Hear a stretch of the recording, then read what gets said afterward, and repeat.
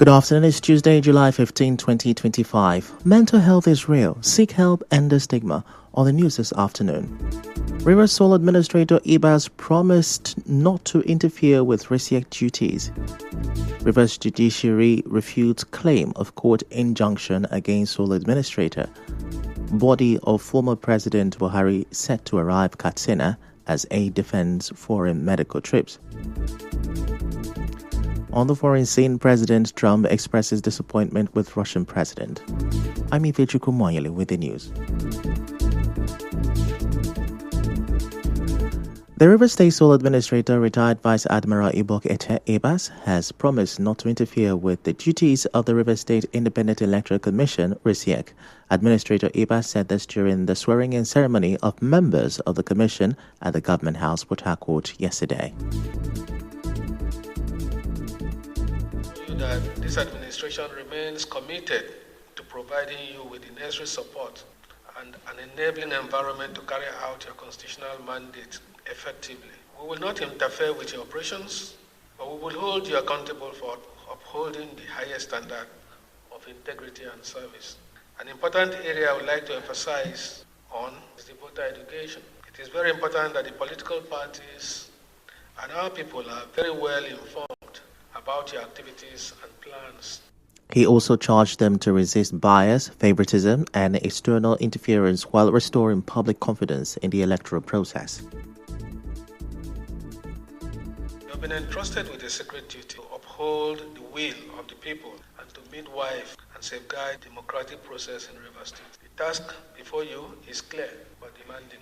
You have to conduct free, fair, credible, and transparent elections at the local government level. You have to ensure that the electoral process reflects the true will of the people, devoid of bias, favoritism, and external interference. You have to restore and sustain public confidence in the electoral system. The Rivers State Administrator also inaugurated the Rivers State Civil Service Commission, where he announced plans for extensive training programs with a committee set up to overhaul the public service framework.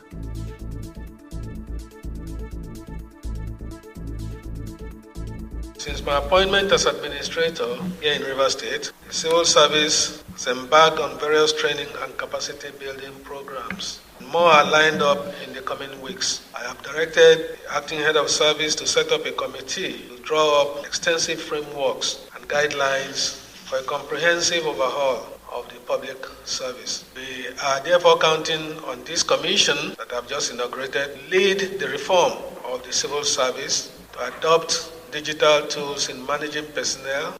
He also tasked the Rivers State Local Government Service Commission, which were also sworn in, to ensure professionalism and discipline in local government administration. This administration has also embarked on some reforms in the entire public service of Rivers State. Shortly, the biometric capture and verification exercise will begin, including the local government areas for all our workers. It is our hope that the outcome will be a veritable tool for proper planning. You must ensure that every appointment and promotion reflects merit. You must provide training opportunities that build capacity. You must be firm and fair in disciplinary issues. Our correspondent reports that the administrator also inaugurated the Rivers Primary Healthcare Management Board with a charge to revitalize healthcare delivery across the 23 local government areas in the state. As you may know, chairman of the Rivers State Independent Electoral Commission, RISIEC, is Dr. Michael Ode, with Professor Arthur Wafo, Professor Joyce Akaniwa, and others are members.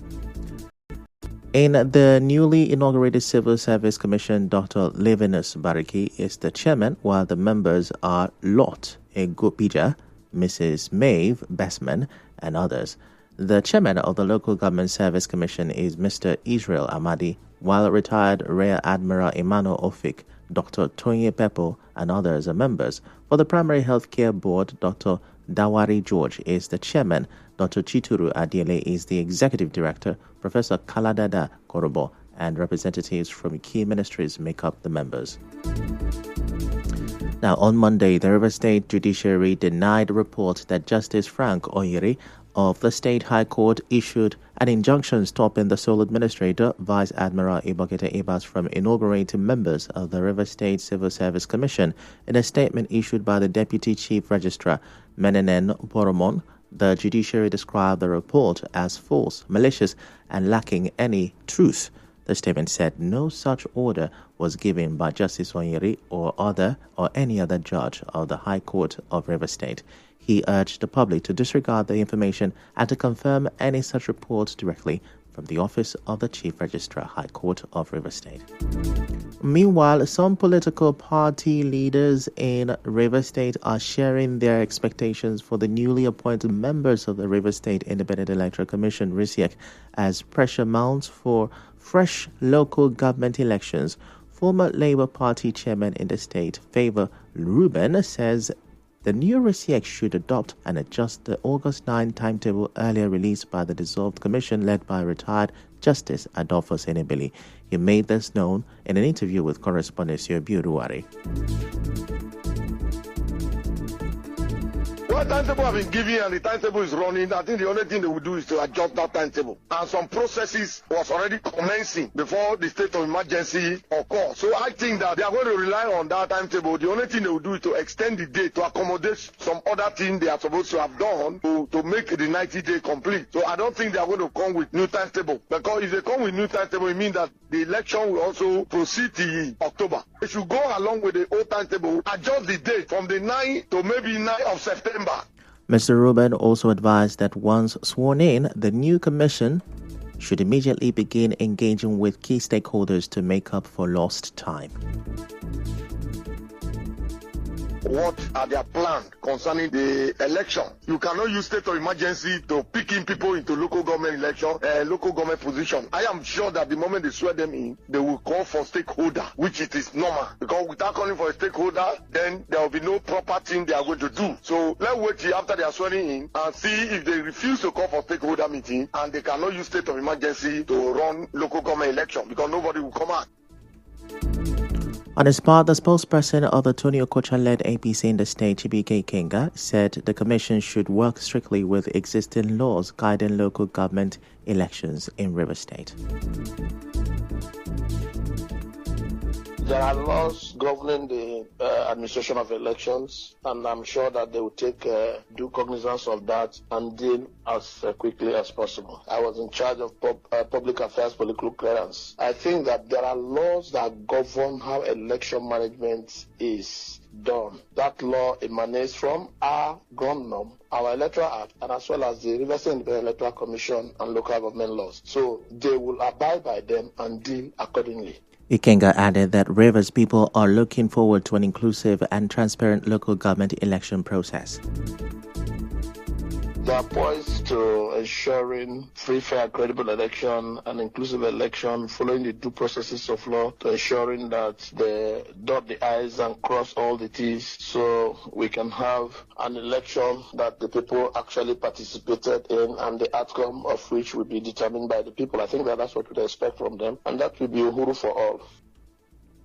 Recall that retired Justice Adolphus Enebeli, who previously chaired RISIEC, had fixed August 9 for the elections before the commission was dissolved by the state's sole administrator, who has now appointed new members.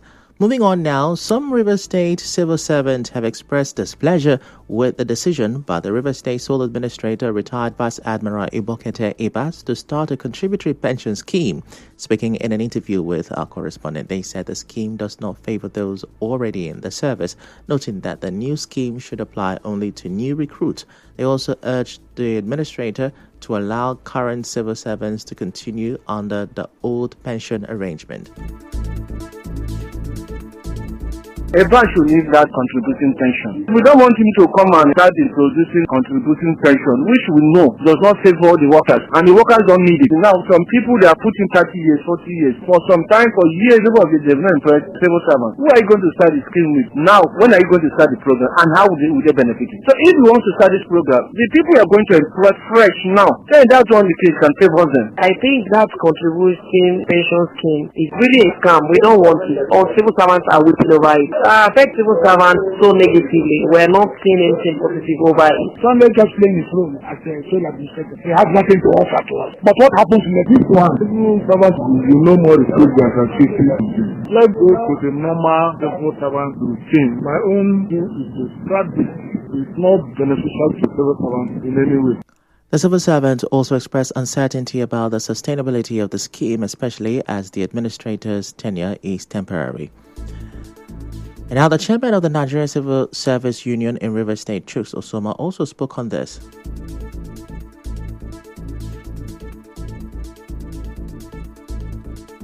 They've been deducted from us, then the state government is not paying their part, then they will tell us they will pay how many percent. At the end of the day, nothing happens. It shouldn't be for us. In our record of service, where we were employed, there is nothing like contributory pension. Those are some things that lead to people going to court. So you follow this orderly. If you are employing new people, the condition in their service should be that they will join contributory pension. So as they are being employed, they know. But this is halfway. You just, when people are about to retire, you say you are introducing contributory pension. We should be reasonable at times.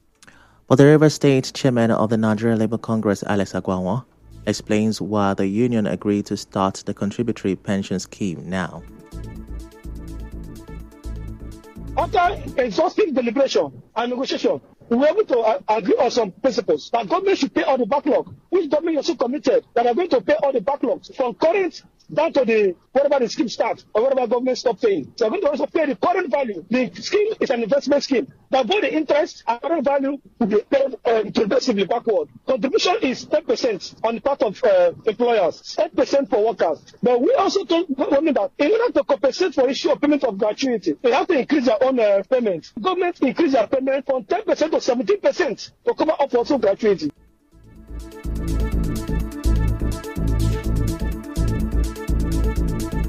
Agwanwa added that the union will closely monitor the implementation and ensure the government fulfills its promise to resolve concerns about unpaid gratuities. Recall that over the weekend, the sole administrator announced that the contributory pension scheme will begin this month following consultations with labor leaders in the state. Away from that, the youth group in Niger Delta is calling for the immediate release of journalist Dr. Tekena Ameyofori, who has been detained by the Department of State Services DSS since March.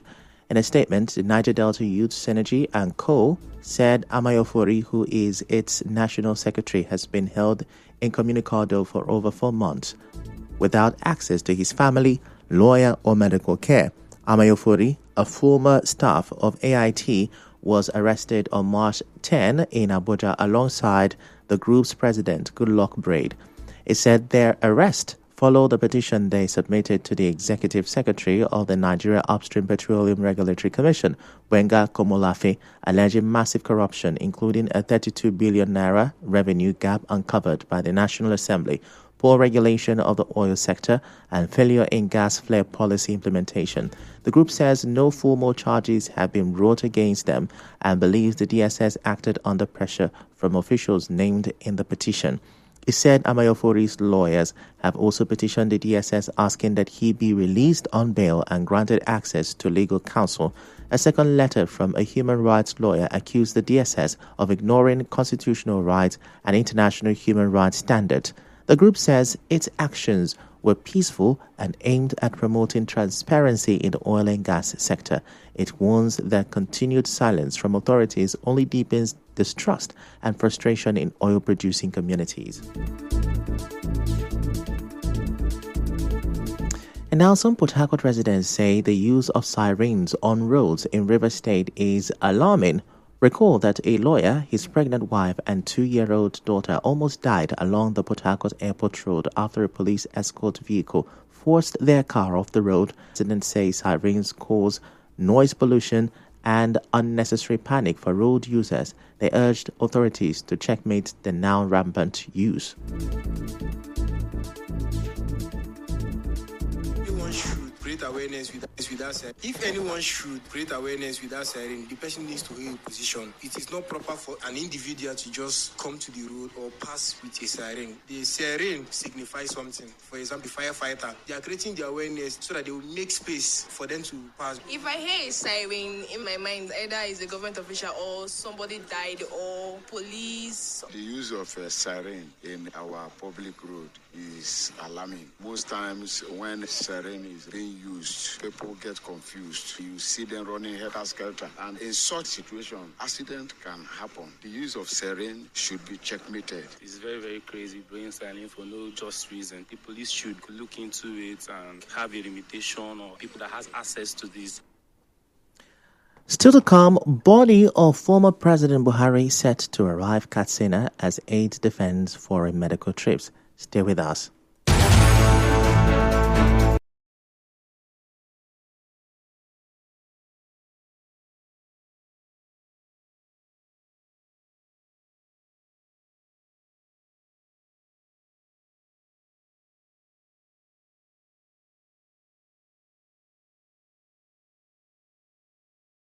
You're welcome back, and now the rest of the news. Senate President Godswill Akpabio has filed an appeal seeking to overturn the verdict of the Federal High Court, which ordered the Senate to lift the suspension imposed on Kogi Central lawmaker Natasha Akpoti-Uduaghan. The Senate President filed the notice of appeal dated July 14, 2025 at the Court of Appeal, Abuja Division. The Senate President is challenging the July 4th judgment delivered by Justice Binta Nyako, which described the 6-month suspension of Akpoti-Uduaghan as overreaching and in violation of her constituents' right to representation. The body of former President Muhammadu Buhari departed London in the United Kingdom for Daura, Katsina State at 8 a.m. ahead of a state burial. The body was conveyed on a Nigerian Air Force NAV craft. A military ceremony will be held at the airport, after which President Tinubu will personally receive the body. The body will then be transported to Daura for the Janaiza, which is the funeral prayer and interment at his residence, in line with Islamic rite. 25 Federal Executive Council members have been directed to attend the burial and remain in Daura for the third-day prayers on Wednesday. President Tinubu declared a 7-day national mourning period from Sunday, July 13, with flags flying at half-mast nationwide. A public holiday has also been declared today to honor the late president. The special Federal Executive Council meeting scheduled for today has been postponed to Friday, July 18. In the meantime, tributes have continued to pour in from across Nigeria, and the international community celebrating former President Buhari as a man of integrity and statesmanship. He served as a military ruler from 1984 to 1985 and later as a civilian president from 2015 to 2023. Recall that Buhari died in London on Sunday, July 13 at 82 following a prolonged undisclosed illness.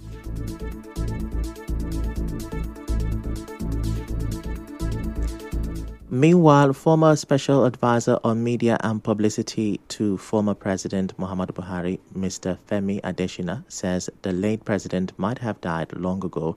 It had relied solely on Nigeria's healthcare system. Adesina,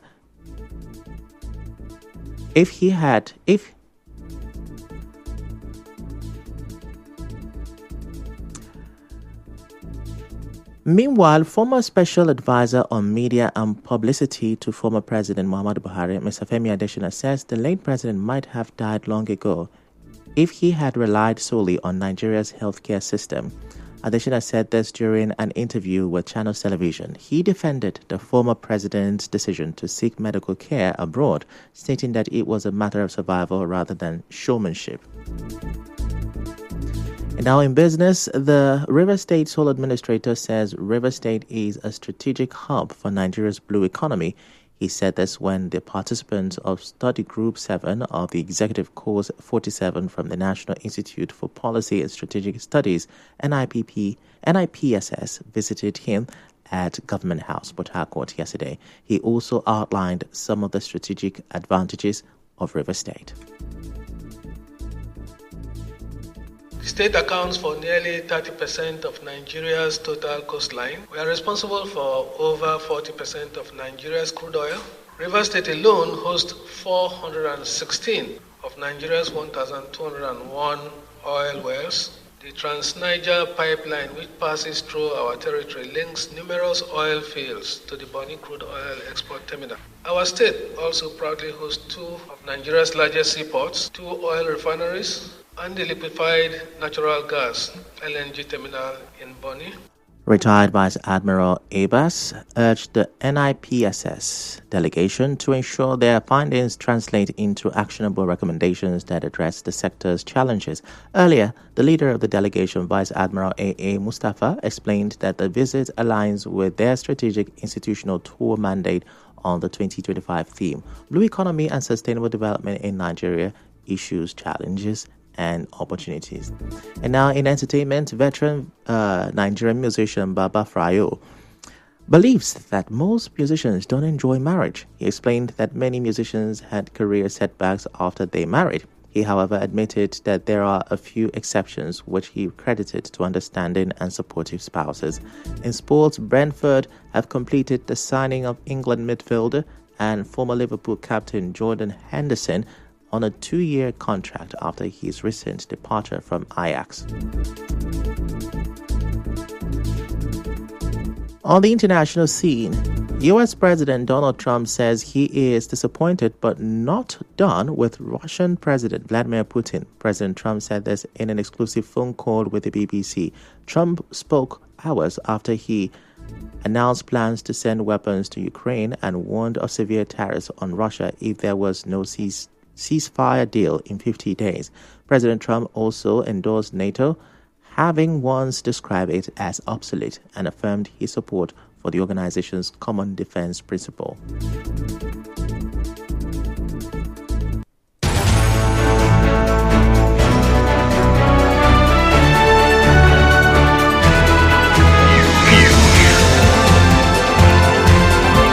This is the news on 92.3 Nigeria Info.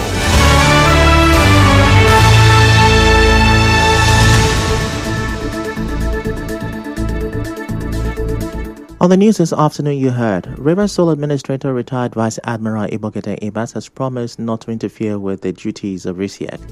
Rivers Judiciary has refuted claim of court injunction against Sole Administrator. Body of former President Buhari is set to arrive Katsina as aid defends his foreign medical trips. On the foreign scene, President Trump said he is disappointed with Russian President Putin, but not done with him. The news was edited by Onyeka Chinwosu. To reach the news team, send an SMS or WhatsApp to 0808-721-7215. I'm Ifechukwu Moyali. Many thanks for listening.